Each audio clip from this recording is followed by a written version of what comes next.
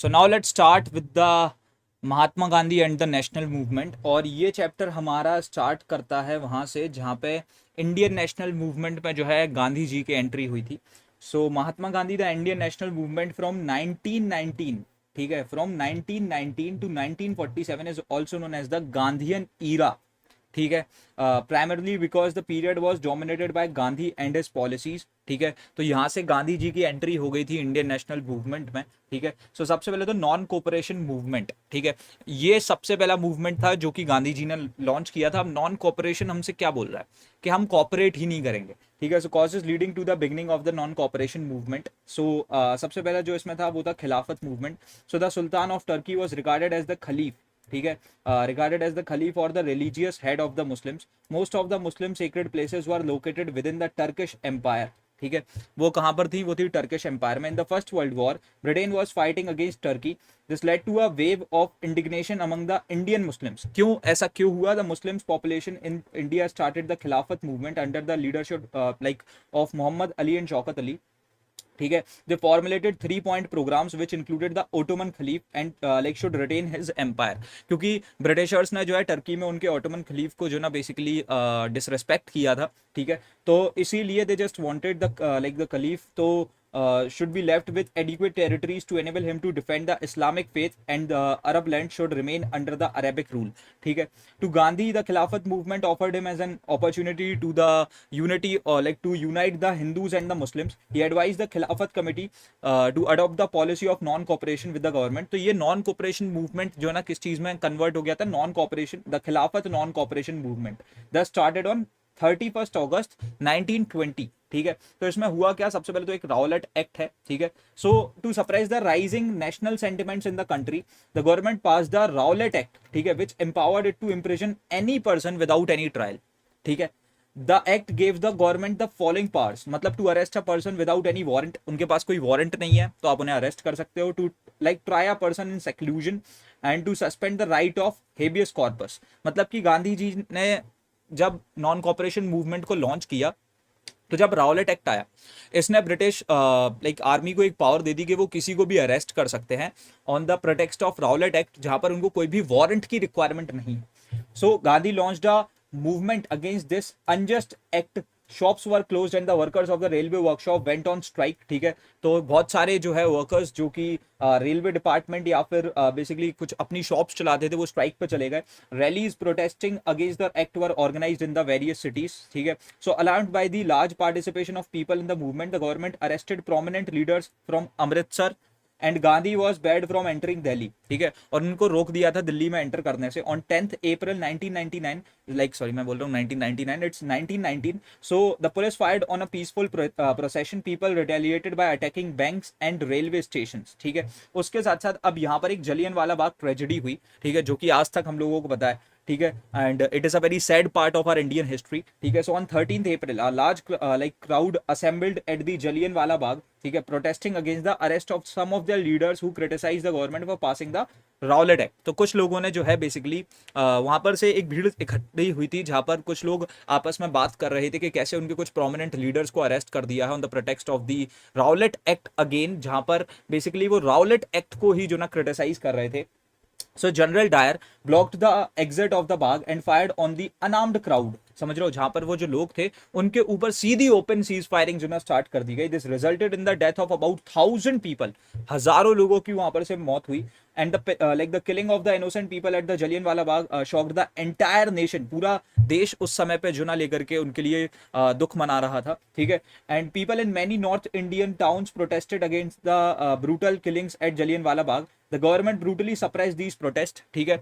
And उसके बाद में प्रोग्राम्स ऑफ द मूवमेंट क्या क्या थे? तो सबसे पहले तो यहाँ पर से नॉन कॉपरेशन मूवमेंट का जो सबसे मेन प्रोटेक्ट था that was swadeshi and the boycott programmes. Some of these were to boycott government run schools, colleges and courts, उसके साथ साथ to boycott foreign goods, to resign from nominated seats in the local bodies, उधर से भी जो है resign कर दो, to surrender titles and honorary offices and to popularize the use of स्वदेशी and खादी clothes, ठीक है, to establish national schools and colleges in India as an alternative to government schools and colleges, to unify the Hindus and the Muslims and to work for the like emancipation and upliftment of women. ठीक है, तो मतलब जो women's है उनके भी upliftment पे काम करना। And then after that suspension कैसे हुआ नॉन कॉपरेशन मूवमेंट का। सो गांधी जी ने खुद से जो ना लाइक एक तरीके से वो उन्होंने खुद ने ही जो ना सस्पेंड कर दिया था इस मूवमेंट को because of the incident which occurred at Chauri Chaura in Uttar Pradesh. So a procession of about 3,000 people marched to Chauri Chaura police station. After being fired upon, the mob turned violent and they set the police station on fire, killing 22 policemen. ठीक है, this incident shocked Gandhi ji as he wanted to gain freedom by following the methods of non-violence. He withdrew the movement on 12th Feb 1922. ठीक है, he asked the congressmen to focus on constructive activities such as working for the removal of untouchability, Hindu-Muslim unity. Gandhi's decision to suspend the movement was criticized by the several leaders such as Motilal Nehru, Lala Lajpat Rai and Subhash Chandra Bose. सबने इस चीज को criticise किया कि आपको नहीं रोकना चाहिए था। ठीक है, और उसके बाद में क्या क्या इम्पैक्ट्स हुए नॉन कोऑपरेशन मूवमेंट के। So it made the national movement a mass movement. ठीक है, क्योंकि हर वर्ग के लोग जो ना इस चीज में पार्टिसिपेट कर रहे थे। It generated the desire for freedom among the people and inspired them to challenge the colonial rule. It fostered the Hindu Muslim unity, Hindu और मुस्लिम जो ना आपस में फिर से भाई भाई बन गए थे। It also promoted the social reforms and उसके साथ साथ जो स्वदेशी का एक कॉन्सेप्ट था वो बहुत ज्यादा वायरल हुआ। ठीक है, एंड उसको बहुत ज्यादा प्रमोट किया गया। And the boycott of foreign goods gave impetus to the handicraft and local industries. The movement, however, failed in its main motive of attaining Swaraj, to obtain an apology for the crime committed at Jallianwala Bagh and in solving the खिलाफत problem. तो ये जो उनके main objectives थे वो तो वो solve नहीं कर पाया, बट साइड बाय साइड उसने काफी ज्यादा एक अच्छा इंपैक्ट क्रिएट किया। देन आफ्टर दैट यहाँ पर से गांधी जी ने लॉन्च किया civil disobedience movement. This was the second movement by Gandhi ji. ठीक है, सो इसके क्या क्या कॉजेस थे। तो सबसे पहले तो डिक्लेरेशन ऑफ द पूर्ण स्वराज, यानी कि कंप्लीट इंडिपेंडेंस। पूर्ण स्वराज मतलब कंप्लीट इंडिपेंडेंस। ठीक है, सो अब गांधी जी की डिमांड थी कि भैया हमको तो अब कंप्लीटली इंडिपेंडेंस चाहिए है। ठीक है, so the Congress in the Kolkata session asked the government to either accept the Nehru report और be prepared to face the mass agitations. When the government did not accept the report, ठीक है, तो कांग्रेस declared पूर्ण स्वराज, ठीक है, और complete independence from British rule as its main objective. This resolution was passed at the Lahore session of 1929.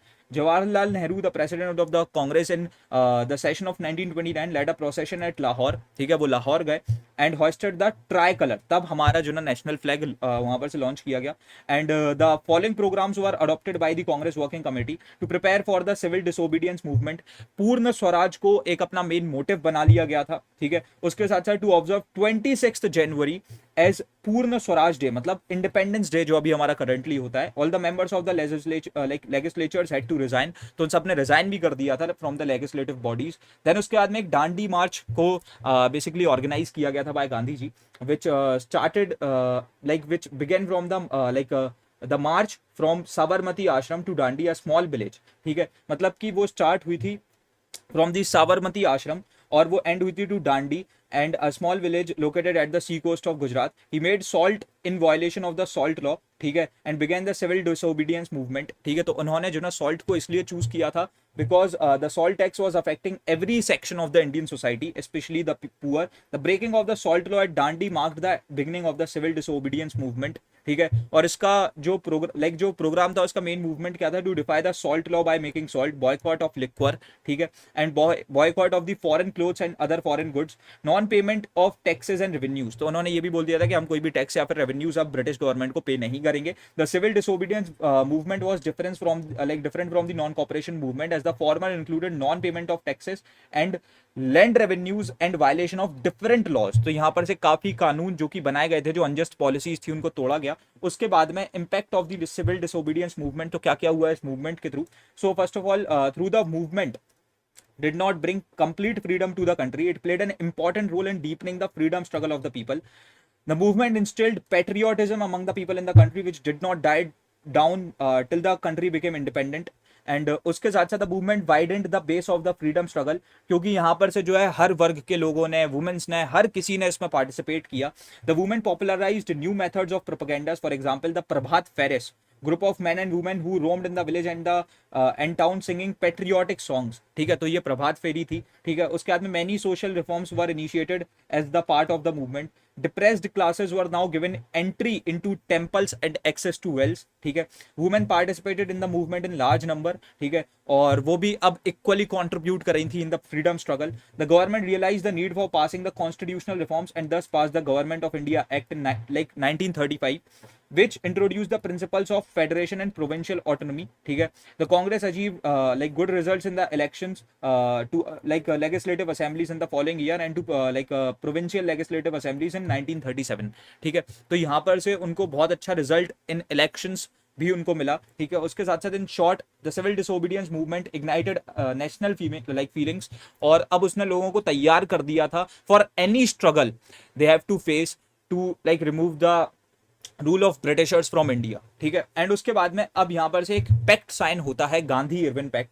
So the government started negotiations with Gandhi ji, who was in jail, to bring an end to the civil disobedience movement. This resulted in signing a pact between the Lord Irwin, ठीक है, जो कि उस समय पे viceroy हुआ करते थे, and Gandhi ji, which became to be known as the Gandhi Irwin pact. ठीक है, और अब यहाँ पर से क्या क्या टर्म्स थे इस पैक्ट के. To withdraw all ordinances and end prosecutions, to release all political prisoners except those who are guilty of violence.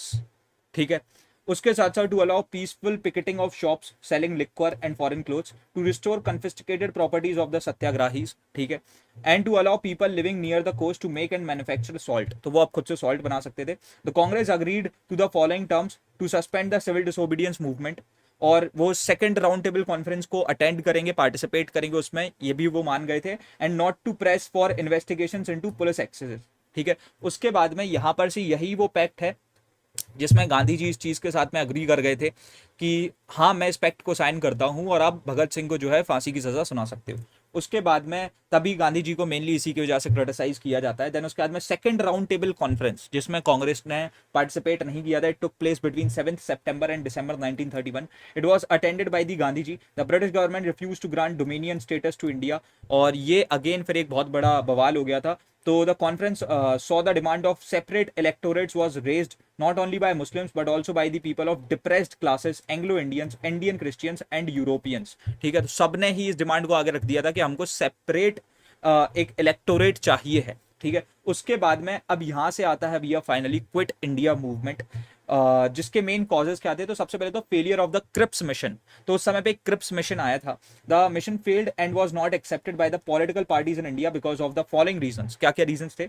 It did not promise complete independence first of all, जो कि उस समय पे अब एक मेन मोटिव ही बन गया था. The league rejected the proposal, क्योंकि वो जो है सेपरेट स्टेट नहीं दे रहे थे अब, क्योंकि अभी तक इस समय पे आते आते मुस्लिम्स भी जो है ना वो पाकिस्तान की जो ना बेसिकली डिमांड करने लगे थे, और क्रिप्स मिशन में इस चीज को भी फुलफिल नहीं किया गया, तो उन्होंने भी इसको रिजेक्ट कर दिया था. Hindu Mahasabha rejected the proposal as it feared the partition of the country, और उनको ये भी डर था कि शायद से अगर क्रिप्स मिशन जो ना सक्सेसफुल भी हो गया, ठीक है, तो फिर जो है शायद पार्टीशन भी हो सकता है इंडिया का. Other minorities such as the Sikhs, Anglo Indians, Christians and Dalit leaders refuse to accept the terms as they felt the proposals did not safeguard their interests. ठीक है, then after that the Congress oppose the principle of non accession of the provinces. It wanted all subjects including the defence to be handed over to the people of India. ठीक है, और ये चीज भी उस mission में नहीं थी. देन उसके बाद में आता है भैया Japanese threat. So the Japanese army इन 1942, अब ये समय आ गया भैया सेकंड वर्ल्ड वॉर का.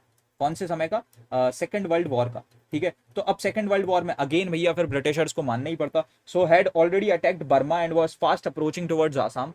Gandhi felt the presence of British in India was an invitation to the Japanese troops to invade the country. ठीक है, तो उन्होंने क्या किया ना, many leaders felt that the British must be forced out of the country. Thus they launched the Quit India movement, asking the British government to quit India. मतलब कि अब आप चले जाओ इंडिया से. So Quit India का resolution क्या था.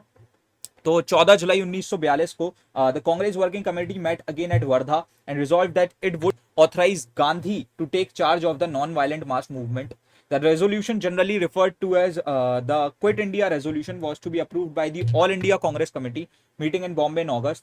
The All India Congress Committee met at Mumbai on 8th of August 1942 and passed the Quit India movement, which was adopted at Wardha in July 1942. ठीक है, before the movement could start, the government arrested Gandhi ji और सारे prominent Congress leaders को जो ना arrest कर लिया गया और पार्टी को इलीगल घोषित कर दिया गया. The strikes and the demonstrations were organized all over the country. People attack the symbols of British rule.